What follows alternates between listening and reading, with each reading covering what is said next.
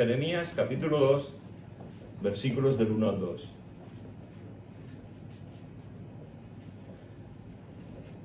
Vino a mí palabra del Señor diciendo: anda y clama a los oídos de Jerusalén diciendo: así me dice el Señor, me he acordado de ti, de la fidelidad de tu juventud, del amor de tu desposorio, cuando andabas en pos de mí en el desierto, en tierra no sembrada.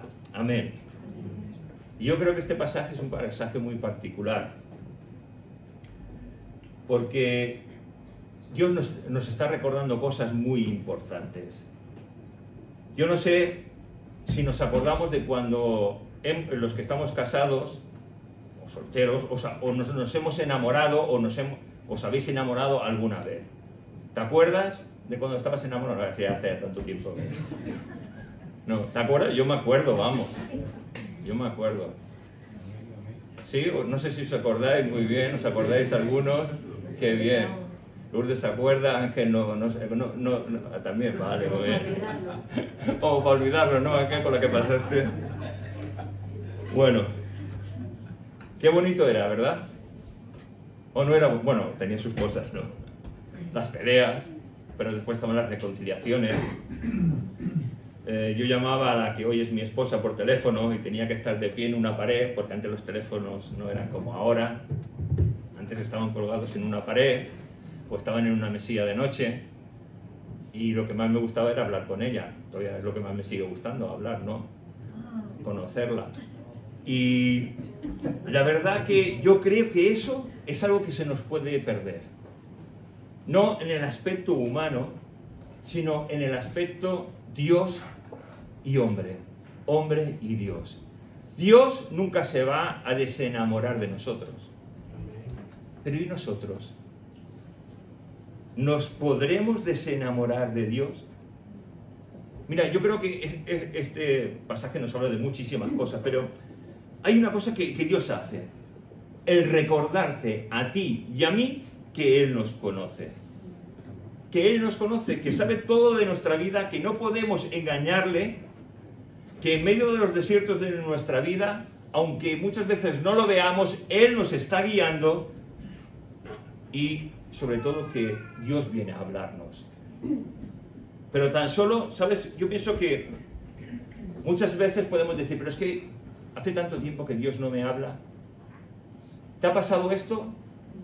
En mi vida ha habido épocas en las que he llegado a sentir como que Dios no me escuchaba, como que Dios no me hablaba, como que Dios estaba muy lejos de mí. Y eso producía en mi interior un daño, porque no sabía lo que me estaba pasando. Y ¿sabes una cosa? Dios nos está hablando. Tan solo hay que saberle escuchar. Pero claro, la cuestión es, ¿Dios nos habla? Sí, Dios nos habla. Cuando tú entras en la iglesia, Dios te habla. Te puede hablar por el saludo de un hermano, te puede hablar por un cántico, te puede hablar por la palabra, te puede hablar por cualquier cosa. Cuando sales por la puerta de la calle, te puede hablar por un inconverso, te puede hablar por un accidente, te puede hablar por cualquier cosa, pero Dios nos habla. Cada día Él quiere hablarnos. La cuestión es si tú y yo nos acercamos a Él para poder escucharle. Claro, a veces llega el punto que incluso hasta nos habla por un problema, por una enfermedad, por una dificultad. Pero ¿sabes una cosa? Aunque eso no nos gusta, pero Dios nos habla. Es cuando tal vez más atento estamos a escuchar la voz de Dios, cuando estamos enfermos, cuando tenemos un problema o una dificultad, es cuando muchas veces más atento estamos a escuchar a Dios. Parece mentira, ¿no? Que tengamos que pasar por un proceso muy difícil a veces para poder escuchar la voz de Dios. Y es que muchas veces tú y yo no estamos atentos a la voz de Dios. No estamos atentos a lo que Dios nos quiere decir. Mira, yo recuerdo mi época de estudiante, y yo estoy seguro de que tú también recordarás tu época de estudiante, en la que muchas veces el profesor, a nosotros nos llamaba por el apellido, nos decía: señor Frizat, escúcheme. ¿Alguna vez te ha dicho el profesor eso? Has ido al colegio, ¿no? A la universidad. Bueno, de tanto. Pero hemos ido, ¿no? Y nos han enseñado, y a veces nos han llamado la atención. Otras veces nos han intentado hacer una pregunta cuando teníamos que estudiar un temario. Llegaba el día de las preguntas, ¿no? En el cual todos íbamos a clase asustados. ¿Te acuerdas de eso? Cuando ibas y cuando te sentabas. Nosotros éramos 60 alumnos en una clase, imaginaos, pero teníamos un respeto increíble a los profesores. Y cuando llegaba el día de las preguntas, todos estábamos así, sin respirar. Claro, yo solía poner cara de póker, digo, a ver si me sale bien. Y no me pregunta. Y entonces el profesor veía a los que teníamos cara de póker. Y decía, señor Frizat, levántese. Y a lo mejor nos preguntaba alguna ley física, el principio de Arquímedes. Y entonces yo decía, me lo sé. Gracias, señor, me lo sé. Y lo decía, muy bien, puede sentarse. Y seguía con otro preguntando, ¿no? Pero ¿sabes una cosa? Muchas veces Dios sale a nuestro encuentro y nos dice, estás poniendo cara de póker. Y yo sé lo que hay dentro de ti. Puedes esconderlo de tus hermanos, puedes esconderlo de tu cónyuge, puedes esconderlo de tus hijos, puedes esconderlo de todo el mundo, pero de mí no puedes esconder lo que hay en tu corazón. Y sabes, no podemos esconder lo que hay en nuestro corazón. Y aquí Israel, el pueblo de Dios no podía esconder lo que había en su corazón. Dios le da una orden a Jeremías, anda y clama a los oídos de Jerusalén. Mira, Jeremías era de la ciudad de Anatot y él tiene que salir de esa ciudad para hacer la voluntad de Dios.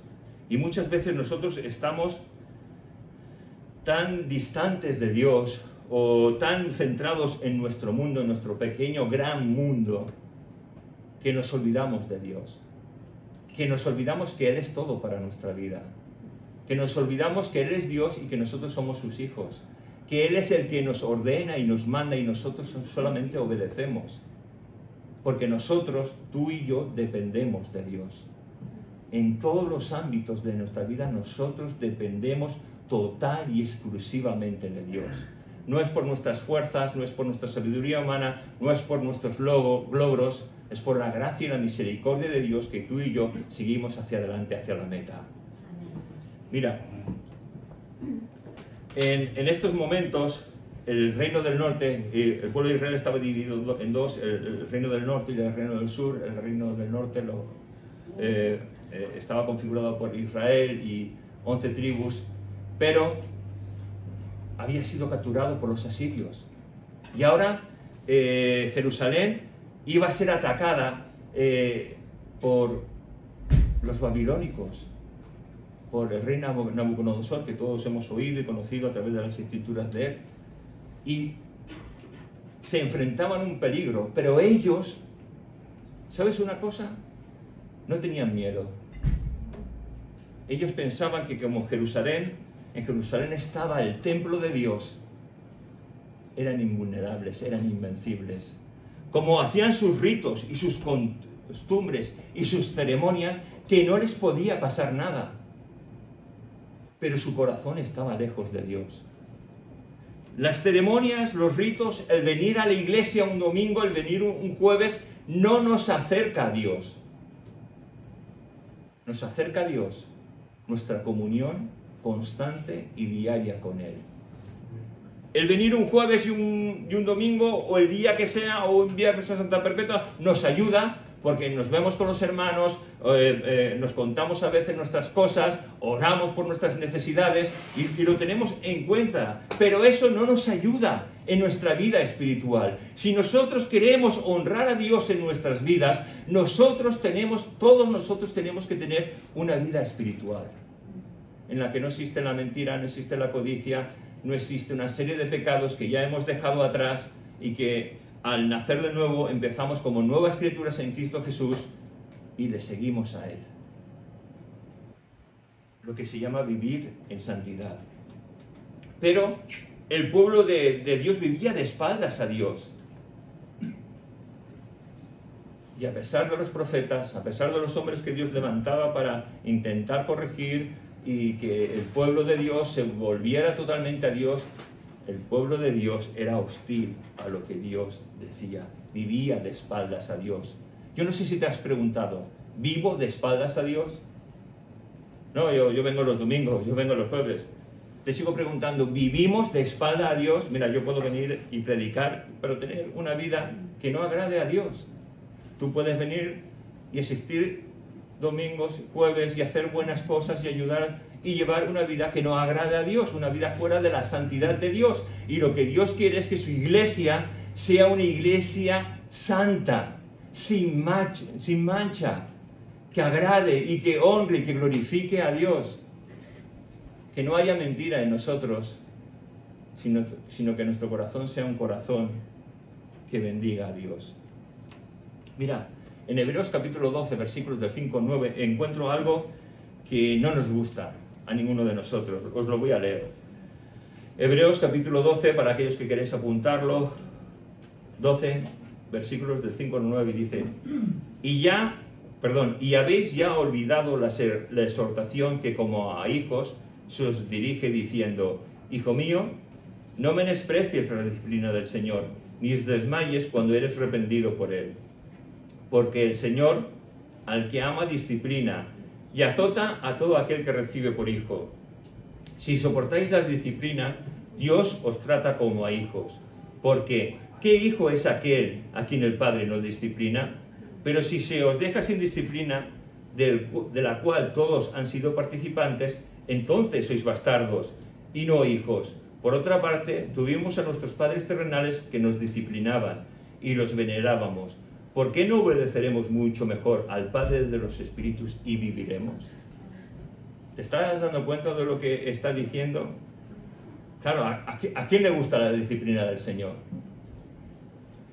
Pero mira, vamos a ver lo que nos sigue diciendo la carta de Hebreos. No sabemos si la escribió Pablo, Apolos, Aquila o quien sea, pero no nos importa, está ahí porque Dios lo ha puesto para bendecir nuestras vidas. Mira, Hebreos 12 también, versículos 11 y 13, damos un salto. En verdad que ninguna disciplina al presente parece ser causa de gozo, es decir, de alegría, sino de tristeza, pero después da fruto apacible de justicia a los que en ella han sido ejercitados. ¿Te das cuenta de lo que te está diciendo?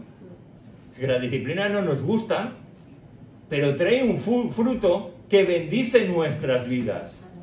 Y sigue diciendo: por lo cual, levantad las manos caídas y las rodillas paralizadas, y haced sendas derechas para vuestros pies, para que lo cojo no se salga del camino, sino que sea sanado.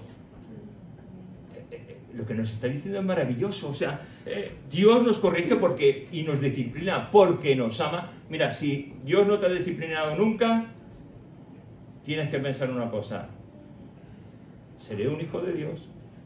O a lo mejor te has portado muy bien toda tu vida y has agradado a Dios en tu carrera como hijo de Dios, pero no creo que todos hayamos agradado a Dios. A lo mejor estás pensando: no, yo sí lo he agradado. ¿Sabes una cosa? Estás pecando de orgullo ahora mismo. Por lo cual, en todo nuestro caminar ha habido momentos en los que Dios sale a disciplinarnos. ¿Por qué? Porque nos ama. Porque si no nos amara, ya nos lo está diciendo, seríamos bastardos, no seríamos hijos de Dios. Pero Dios nos ama y sale para ayudarnos. Y esa disciplina lo que nos hace es volver en sí, poder levantar las manos que hasta ahora están caídas. Unas manos caídas significan unas manos que no honran, que no alaban, que no bendicen a Dios.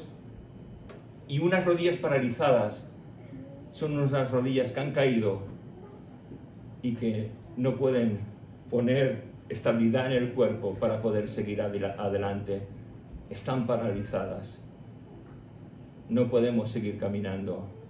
Pero la disciplina del Señor restaura nuestras piernas, restaura nuestras rodillas y nos hace meter de nuevo en la senda que le honre y que le glorifique. Claro está, cuando lo oímos, no nos gusta escuchar de disciplina, nos ponemos a templar, de decir: Señor, no me disciplines. Pero ¿sabes? La disciplina del Señor nos muestra tres cosas. Primero, que Dios nos ama. Segundo, que en verdad somos hijos de Dios. Y tercero, que Dios es Dios, que todo lo ve que tiene el control de todo y que no podemos escapar de nuestro Padre. ¿Sabes una cosa? Yo no sé cuando eras niño si eras revoltoso, travieso, si hacías pullas, que se dicen ahora, en mi tiempo se decía campanas, el hecho de no ir al colegio, y te pillaron alguna vez. ¿No habéis hecho eso ninguno? Qué formales todo. Bueno, entonces he sido muy malo. Bueno, y entonces te pillan y tú piensas que no te han pillado, pero te han pillado y te disciplina. Pero la disciplina nos hace recapacitar y decir que no podemos escondernos de la autoridad de nuestro Padre, y nosotros no podemos escondernos de la autoridad de nuestro Padre Celestial. Fíjate lo que Dios a lo largo de todo esto nos está diciendo. Me he acordado de ti, de la fidelidad de tu juventud, del amor de tu desposorio, cuando andabas en pos de mí en el desierto, en tierra no sembrada. La ilustración que Dios da es, recuerda las bendiciones que yo he traído sobre tu vida. Recuerda cómo en el periodo del éxodo de Egipto yo te seguí amando y te saqué de ahí por amor a mí mismo. No por amor al pueblo, por amor a sí mismo. Dios saca a su pueblo, a un pueblo que no lo merecía, para llevarlo a la tierra prometida. Al igual que hizo con cada uno de nosotros, los gentiles, aquellos que no pertenecíamos al pueblo de Dios, Dios vino a buscarnos, a cada uno, para sacarnos del Egipto de esta vida, para bendecirnos, para amarnos, para guiarnos en todo nuestro caminar. Pero a veces la presión por la que tú y yo pasamos es tan fuerte. Este mundo, los trabajos, el instituto, la universidad, el colegio, la sociedad, los quehaceres del hogar, las deudas. Hay tanta presión, ¿sabes? Y esa presión muchas veces nos hace pensar, es que estoy tan cansado, he trabajado tan duro toda esta semana. Bueno, ya iré el domingo que viene a la iglesia. Y cuando llega la otra semana, decimos, bueno, ya volveré, ya iré al otro domingo, sigo muy cansado. Y lo que era una excepción se convierte en algo que lo tomamos por una costumbre. Asimismo, cuando decimos, es que no puedo leer la Biblia, no puedo orar, me siento tan mal. Pero ¿sabes una cosa? Cuando nos suele pasar todo eso, empezamos a buscar refugio en otras cosas. Yo no sé si es tu caso, pero en mi caso sí. Empiezo a buscar refugio en otra serie de cosas. Y muchas veces llega el momento en que la presión es tanta, el sufrimiento, las cosas, los avatares, que solo quiero estar en casa. Me gustaría tan solo dormir y que vayan pasando los días. Y al final se produce en nosotros un estado depresivo que nos lleva a muchas más cosas. Si empezamos a estar más cómodos o felices con nuestro trabajo, con las cosas que desarrollamos, y nos cuesta volver a casa, el congregarnos, estamos buscando refugio en el trabajo, hermanos. Si solo pienso estar con mis hijos y solo nos apetece estar con ellos, hermanos, me estoy refugiando en mis hijos. Si solo pensamos en venir a la iglesia, en ser de utilidad y en servir a Dios, pero descuidamos la familia, descuidamos el honrar a nuestros hermanos antes que lo que nosotros deseamos, estamos buscando refugio en la religión y no en Dios. Cuando estamos mejor y más a gusto con personas que no son hijos de Dios, claro, todos podemos tener amistades en el mundo, Pero cuando esas amistades se convierten en una pauta recurrente, en la cual cuando yo estoy con ellos, me siento tan a gusto que pienso, estoy mejor con ellos que con mis hermanos en la iglesia. Estoy buscando refugio en las amistades de este mundo. Y las amistades con el mundo solo van a desviar de nuestro convencimiento y de nuestra relación íntegra con Dios. Y vamos a buscar refugio con ellos. Y vamos a abrirles nuestro corazón y no nos van a entender. Al revés, no nos van a aconsejar bien. Porque estamos buscando el refugio donde no lo podemos encontrar. Nuestro refugio es exclusivamente en nuestro Señor Jesucristo. Es solamente en Dios. Mira, y Dios nos está recordando. ¿Te acuerdas de la fidelidad de tu juventud? ¿Te acuerdas? ¿Te acuerdas de lo sencillo que era todo?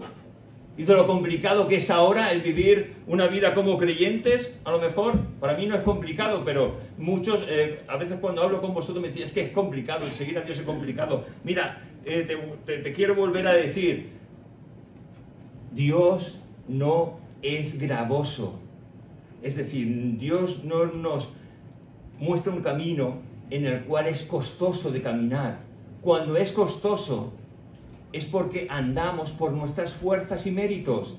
Pero cuando andamos cogidos de la mano de Jesús, es Jesús el que nos lleva.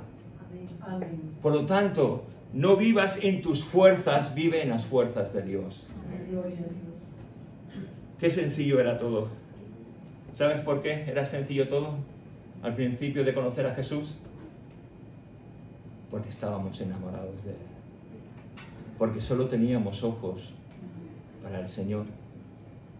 Claro, ahora podemos decir, bueno, es que ya he madurado. Has madurado. Bueno, ¿tú te acuerdas de lo importante que antes era el Señor? ¿Qué es lo más importante ahora en tu vida? ¿Tu madurez? ¿Tu forma de pensar? ¿O lo que Dios dice? Claro, he madurado. Tengo 90 años. He madurado. Hombre, si con 90 años no has madurado. Pero ¿sabes una cosa? Puedes madurar humanamente, pero no espiritualmente. Y lo que Dios quiere es que tú y yo maduremos espiritualmente. Que sepamos aceptar la disciplina de Dios. Que sepamos aceptar lo que Dios nos dice. Que sepamos que lo más importante de mi vida no es mi cónyuge, no es mis hijos, no son mis nietos. Lo más importante de mi vida es Dios. Y solo de esa manera es como vas a poder amar a los demás. Si Dios no es lo más importante, no vas a poder amar a tu cónyuge, no vas a poder amar a tus hermanos, no vas a poder amar a tus amigos, a tus compañeros. Es imposible. Porque el que ama a Dios por sobre todas las cosas es aquel que es capaz de amar a otros, aunque otros le hagan daño. ¿Tú te acuerdas de tu puntualidad en las cosas del servicio? ¿Te acuerdas de tu puntualidad en las cosas que uno tenía que hacer para Dios? O incluso de venir a la iglesia. Yo recuerdo de no tener dinero para venir a la iglesia y de venir andando desde mi casa. Yo vivía en el paralelo y mi iglesia era esta. Había un buen trecho, pero bueno, no me importaba. Tenía ganas de ver a mis hermanos, pero sobre todo de escuchar la palabra de Dios, de pasar. Y yo miro, caray, si yo ahora tuviera que hacer eso,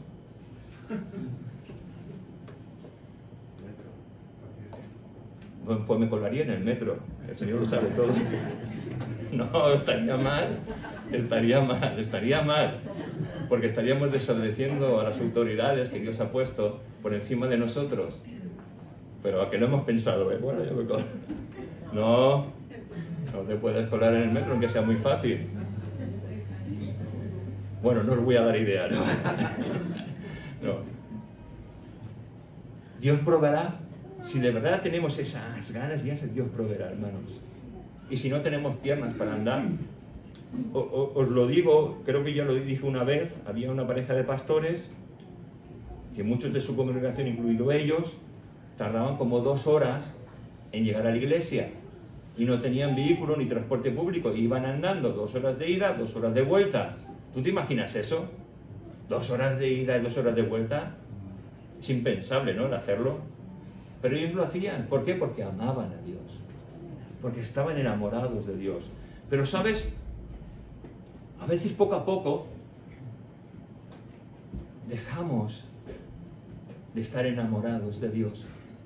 Poco a poco dejamos de leer la Biblia, poco a poco dejamos de hablar con el Señor, poco a poco dejamos de asistir a la iglesia, poco a poco dejamos y pensamos, bueno, como no se hacen las cosas como a mí me gustan, ya no voy más a la iglesia.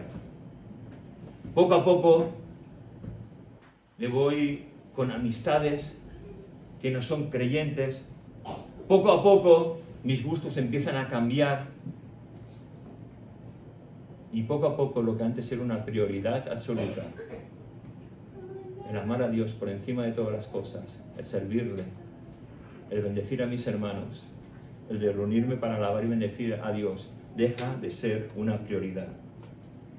Y poco a poco me doy cuenta que hasta me veo solo, desesperado y a veces amargado. Y esto pasa poco a poco, hermanos. Los cambios que nos pasan no pasan de la noche a la mañana. Es poco a poco. Mira, hay un plato exquisito que se llama ancas de rana. No sé si lo habéis probado. Yo no lo he probado ni tengo ganas. Pero sé cómo se hace. Y si tú coges una rana viva, porque generalmente intentan que esté viva para que tenga ese sabor tan bueno, suelen meterla en una olla con agua hirviendo. Pero si tú metes esa rana en una olla de agua hirviendo, aunque tú le pongas una tapa, la rana va a hacer pum, pum, pum, pum, y al final saldrá de la olla. Pero ¿sabes cómo lo hacen para matarla? Meten la rana, está el agua fría y la van subiendo la temperatura poco a poco hasta que queda cocida, queda así. Poco a poco pasa lo mismo con nosotros. Poco a poco el enemigo nos mete en una olla, empieza a calentar la temperatura y poco a poco nos hemos alejado de Dios. Mira, es lo que el enemigo quiere hacer con nosotros. Este ejemplo le pasó a Lot. Mira, en Génesis capítulo 13, versículos del 10 al 12, dice: y alzó Lot sus ojos y vio toda la llanura del Jordán, que toda ella era de riego, como el huerto del Señor, como en la tierra de Egipto, en dirección de Zoar, antes que el Señor destruyese a Sodoma y a Gomorra. Entonces Lot escogió para sí toda la llanura del Jordán, y se fue Lot hacia el oriente, y se apartaron el uno del otro. Abraham campó en tierra de Canaán, en tanto que Lot habitó en las ciudades de la llanura, y fue poniendo sus tiendas hasta Sodoma. Poco a poco. Hoy estoy más cerca de Sodoma que ayer. Mañana estaré más cerca que antes de ayer. Y sucesivamente el enemigo nos ha engañado, nos ha metido un gol por toda la escuadra y estamos sin saber qué hacer. Nos encontramos en la ciudad de Gomorra. Sigo diciendo, nos acordamos de la fidelidad de nuestra juventud. Y cuando me refiero a la juventud, no me estoy refiriendo a cuando somos jóvenes. Dios se está refiriendo a cuando llegamos a conocer a Dios. ¿Tú te acuerdas cuando llegaste a conocer a Dios? Mira, fidelidad es un atributo que implica lealtad, constancia y fe. ¿Te acuerdas de nuestros compromisos con Dios? ¿Nos acordamos cuando solo teníamos ojos para Dios? ¿Nos acordamos cuando deseábamos tan solo aprender de Dios, cuando aceptábamos las cosas sin cuestionar, sin poner peros? ¿Te acuerdas cuando se nos corregía y aunque nos dolía, lo aceptábamos y obedecíamos porque teníamos tan claro las cosas? ¿Te acuerdas?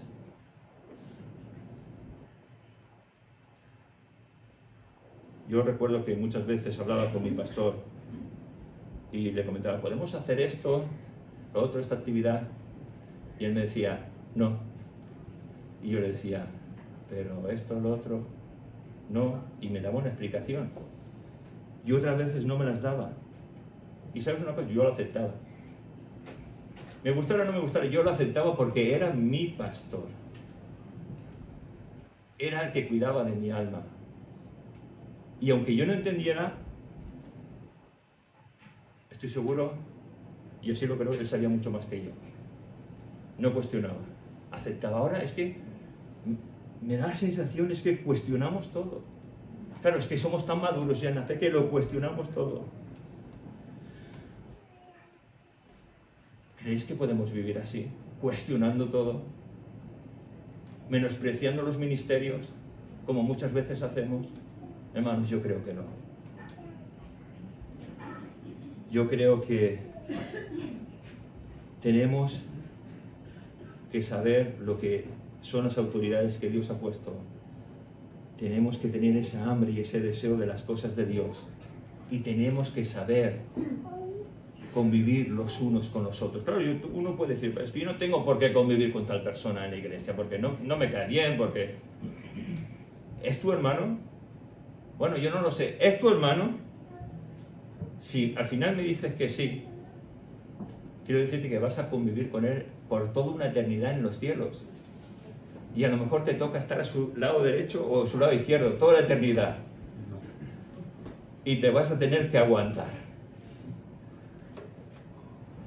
Es una broma, pero por supuesto, es tu hermano. Tu hermano es una criatura salvada y rescatada por Dios al igual que tú. Y sabes, tienes que respetarlo, tienes que amarlo, tienes que honrarlo, cosa que muchas veces no lo entendemos. Y muchas veces ponemos distancia con los que no me llevo bien. Mira, con los que no me llevo bien, me puedo llevar. Tú en tu terreno, yo en el mío. No traspases mi zona de confort, porque te diré, por favor, no. Vamos a caminar juntos, pero cada uno por su camino, no, por el camino que Dios nos ha mandado trazar, pero sin complicarnos la vida. Hermanos, no estamos para complicarnos la vida. No estamos para dañarnos. La iglesia no está para enfrentarse unos con otros, no está para dañarse. La iglesia está para ser de bendición los unos a los otros. Yo no puedo venir un domingo a la iglesia pensando que yo tengo algo contra, por ejemplo, Ángel Pereira, ¿no? Si yo tengo algo contra Ángel, yo lo tengo que arreglar. Mira, yo le puedo decir, mira, sé que no nos llevamos bien, pero yo me tengo que arreglar contigo. Te pido perdón por lo que me haya cuestionado, me hayas hecho, pero quiero vivir sin cargas. Quiero vivir en paz. Y eso, pues, me ayuda a vivir en santidad delante de Dios.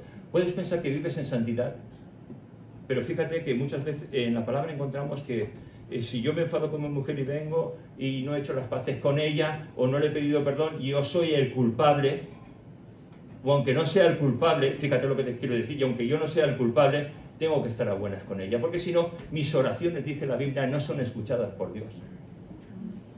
Entonces, hermanos, Dios requiere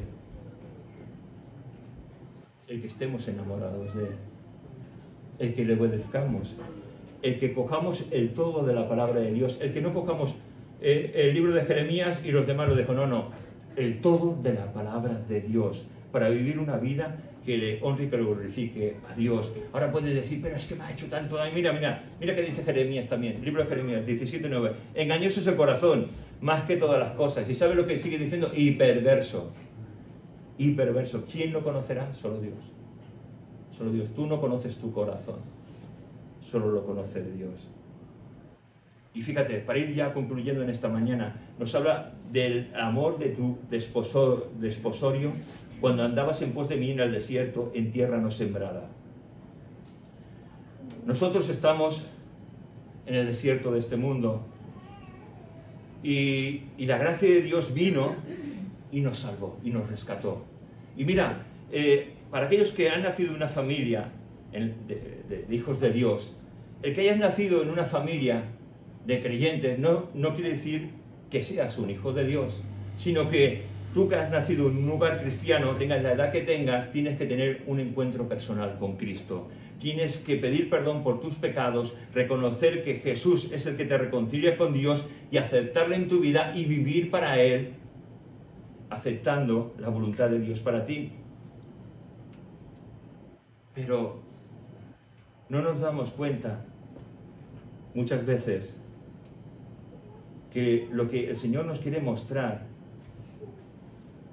es que creo que nos hemos convertido muchos de nosotros, no digo todos, muchos de nosotros, en una novia desilusionada, en una novia apática. ¿Tú te imaginas estar con una novia o un novio en el que, cariño, ¿cómo estás? Bien. ¿Vamos a pasear? Pues si tú quieres. Dame un besito. Bueno, de aquí un rato. ¿Tú te imaginas un novio o una novia así? Anda, cógeme de la mano. Bueno, si no hay más remedio. ¿Tú te imaginas un novio o una novia así? Yo creo que no durarás con él, ¿no? Mucho más tiempo, a no ser que cambie, haya un milagro y se ponga feliz contigo, cuando te vea, te bese, te abrace, camines, saltes, yo qué sé. Pues nos hemos podido convertir en ese novio apático o en esa novia apática, en el que deseamos más nuestras actividades, en el que deseamos más nuestro ordenador, en el que deseamos más nuestro Netflix, nuestro Max, nuestro lo que sea, nuestro trabajo, nuestra religión. Deseamos más eso que amar a Dios por encima de todas las cosas. Y lo que Dios quiere es una novia ilusionada, una novia enamorada, sin peros, en el que el día de la boda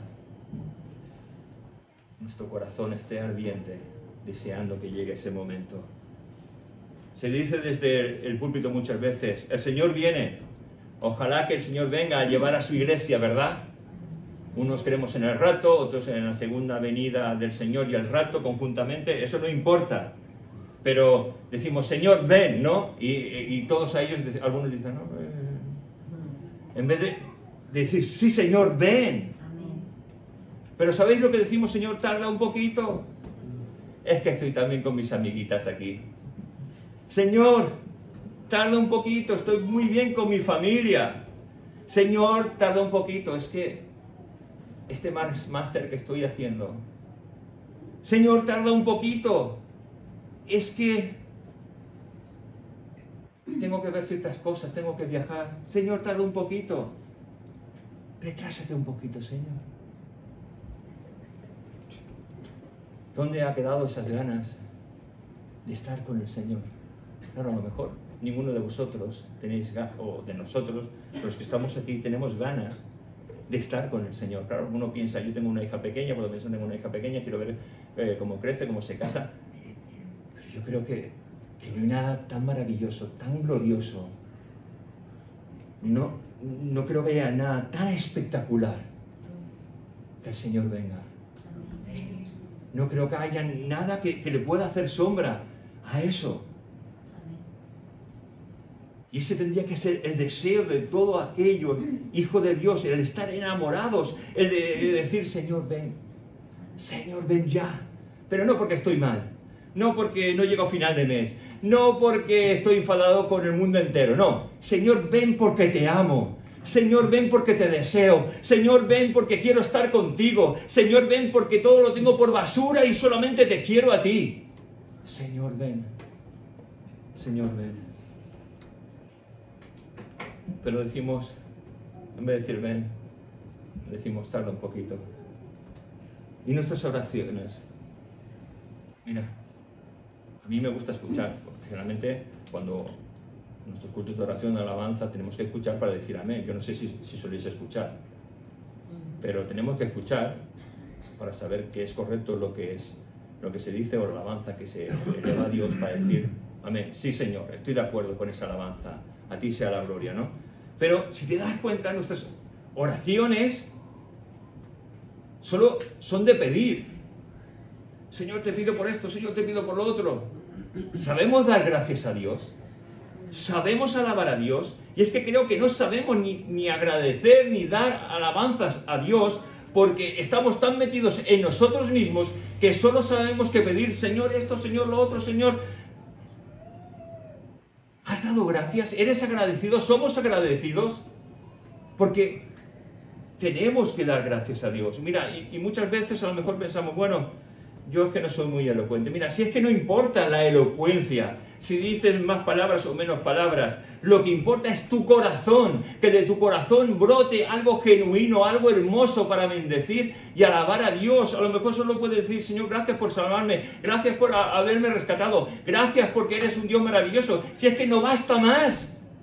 Ahora empezamos con nuestra retórica espiritual, para que vean lo espiritual que yo soy. Señor, te doy gracias, omnipotente Dios, bendecido eres, gracias por la santidad tan grande que tengo. Hermanos, la retórica la podremos escuchar nosotros, pero no la escucha Dios.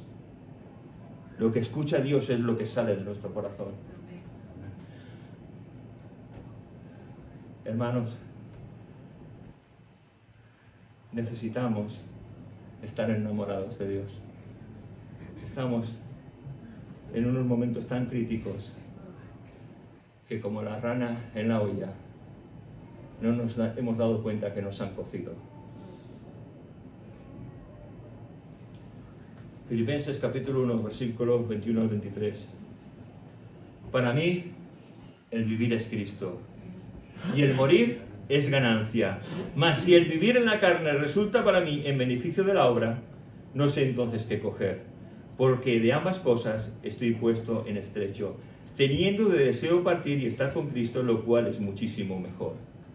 Yo este versículo no lo entendía. Ahora lo entiendo perfectamente, hermano. Es que lo que Pablo está diciendo es que es mucho mejor estar con Cristo. Es que no hay nada comparado con estar delante de su presencia. Hermanos, es que debe ser tan grande, tan maravilloso, tan espléndido estar en la presencia de Dios. Mira, 1 Corintios, capítulo 16, versículos 22 al 23. Si alguien no ama al Señor, que sea anatema. Maranata, que significa el Señor viene. Y dice, la gracia del Señor sea con todos ustedes.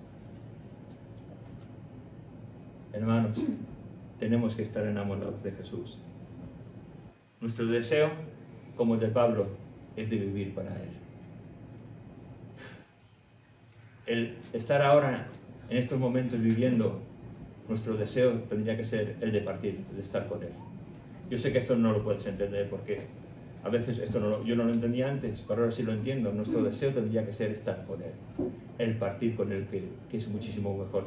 Pero si Él me necesita aquí, por lo que sea, pues gloria a Dios. Ya está. Si me necesita, pues porque tengo que estar con mi mujer, con mis hijos, haciendo una obra X, la cual el Señor quiere que haga, pues gloria a Dios. Pero hermanos, para mí es mucho mejor el partir con Él. Y para ti tendría que ser mucho mejor partir con Él. Eso no quiere decir que nos suicidemos en grupo, como dicen algunos. No estoy hablando de eso, que puedes llegar a pensar eso, no. Es el deseo de decir, Señor, estoy tan enamorado de ti que quiero estar contigo, que te necesito. Acabo. Si alguien no ama al Señor, que sea anatema, que sea maldito. Pero quiere decirte que si es la primera vez que viene y no conoces al Señor, puedes llegar a amarle. Ven a los pies de Cristo, pídele perdón por tus pecados. Pídele que sea tu Dios. Y estoy seguro que Él se revelará a tu vida, trayendo salvación y vida eterna. A los demás, Maranata, el Señor viene. Que ese sea nuestro deseo. Amén.